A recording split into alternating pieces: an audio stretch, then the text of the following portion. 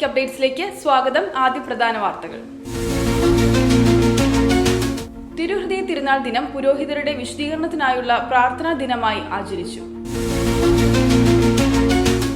Leo പാപ്പയുടെ Spain അപ്പസ്തോലിക യാത്ര സമാപിച്ചു. എത്യോപ്യൻ പൗരസ്ത്യ കത്തോലിക്ക സഭയ്ക്ക് പുതിയ അധ്യക്ഷൻ.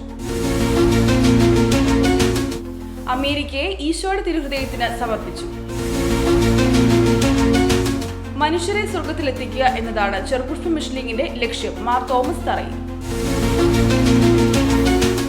വാർത്തകൾ വിശദമായി.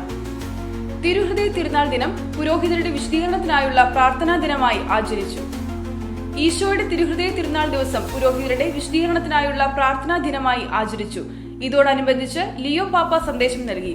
നിങ്ങളുടെ ദൈവമായ കർത്താവ് പരിശുദ്ധനായിരിക്കുന്നതുപോലെ നിങ്ങളും പരിശുദ്ധനായിരിക്കുവിൻ എന്ന തിരുവചനം വിശ്വാസികൾക്കും വൈദികർക്കും ഒരുപോലെ നൽകപ്പെട്ടിരിക്കുന്ന ആഹ്വാനമാണെന്നും വിശുദ്ധി എന്നത് ജീവിതത്തിൽ തിരഞ്ഞെടുക്കാവുന്ന പല കാര്യങ്ങളിൽ ഒന്നല്ല എന്നും ക്രിസ്തുവുമായുള്ള ആഴമായ ബന്ധമാണെന്നും പാപ്പ വ്യക്തമാക്കി.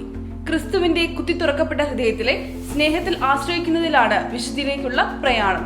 കുരിശിലെ ഈശോയുടെ തുറക്കപ്പെട്ട പാർശ്വത്തിലൂടെയാണ് ദൈവം വിശുദ്ധി എന്താണെന്ന് വെളിപ്പെടുത്തിയത്. വിശുദ്ധി എന്നത് മറ്റുള്ളവരിൽ നിന്ന് അകന്നു നിൽക്കുകയല്ല, മറിച്ച് അവരോട് ഏറ്റവും ചേർന്ന് നിൽക്കലാണ്. ഏവർക്കും സമീപിക്കാൻ സാധിക്കുന്ന ഹൃദയവുമായി വൈദികന്റെ ഹൃദയം മാറണം. മറ്റുള്ളവർക്ക് ആശ്വാസവും വിശ്രമവും കണ്ടെത്താൻ സാധിക്കുന്ന ഇടമായിരിക്കണം പൗരോഹിത്യം, പാപ്പ സന്ദേശത്തിൽ പറഞ്ഞു. ലിയോ പാപ്പയുടെ സ്പെയിൻ അപ്പസ്തോലിക യാത്ര സമാപിച്ചു. സ്പെയിൻ അപ്പസ്തോലിക പര്യടനം പൂർത്തിയാക്കി ലിയോ 14 പാപ്പ വത്തിക്കാനിലേക്ക് മടങ്ങി. ജൂൺ 6 ആരംഭിച്ച അപ്പസ്തോലിക യാത്ര 12 തീയതിയാണ് സമാപിച്ചത്. മാഡ്രിഡ്, ബാഴ്സലോണ, കനേറി ദ്വീപുകൾ എന്നിവ പാപ്പ സന്ദർശിച്ചു. ജൂൺ 6 മുതൽ 9 വരെ മാഡ്രിഡിലാണ് പാപ്പ സന്ദർശനം നടത്തിയത്. തുടർന്ന് കറ്റലോണിയയും ഗ്രാൻ കനേറിയ ദ്വീപുകളും സന്ദർശിച്ചു. തെനറീഫിൽ നിന്നാണ് പാപ്പ വത്തിക്കാനിലേക്ക് മടങ്ങിയത്. മുൻകൂട്ടി പാപ്പയ്ക്കായി ചാർജ് ചെയ്തിരുന്ന വിമാനത്തിന്റെ തകരാർ കണ്ടെത്തിയതോടെ ഫിലിപ്പ് 6 രാജാവ് നൽകിയ സ്വകാര്യ വിമാനത്തിലാണ് പാപ്പ വത്തിക്കാനിലേക്ക് മടങ്ങിയത്. എത്യോപ്യൻ പൗരസ്ത്യ കത്തോലിക്ക സഭയ്ക്ക് പുതിയ അധ്യക്ഷൻ. എത്യോപ്യൻ കത്തോലിക്ക സഭയുടെ പുതിയ പരമാധ്യക്ഷനായി ബിഷപ്പ് അബുൻ ടെസ്ഫായി ടാറ്റിസിനെ ലിയോ പാപ്പ നിയമിച്ചു. റോമുമായി ഐക്യത്തിലായിരുന്ന പൗരസ്ത്യ സഭകളിലൊന്നാണ് എത്യോപ്യൻ സഭ.